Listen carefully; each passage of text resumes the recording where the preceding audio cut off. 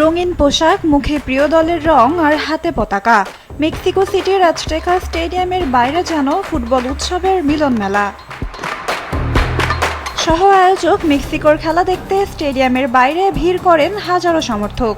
ছবি তোলা, গান আর স্লোগানে মুখর হয়ে ওঠে পুরো এলাকা।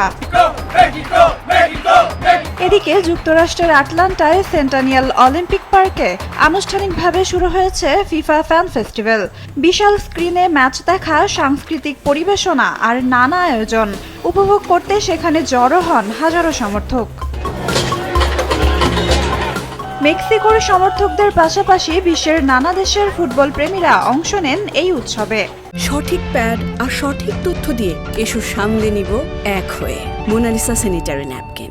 I love it because এক বছর আগে আমি এখানে এসে বসবাস শুরু করেছি, আর এখন আমার শহরেই এই ফ্যান ফেস্টিভ্যালের আয়োজক। এটা সত্যি অসাধারণ অনুভূতি।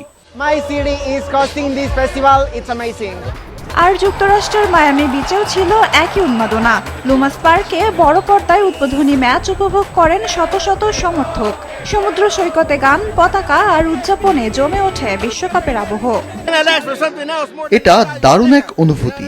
সমুদ্র সৈকতে বসে বিশ্বকাপের উদ্বোধনী ম্যাচ দেখা এর চেয়ে সুন্দর আর কি হতে পারে।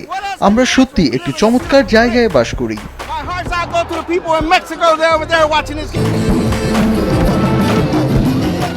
বিশ্বকাপের প্রথম দিনেই স্পষ্ট, বিশ্বের মানুষকে এক সুতোয় গাঁথার সবচেয়ে বড় উৎসব ফুটবল।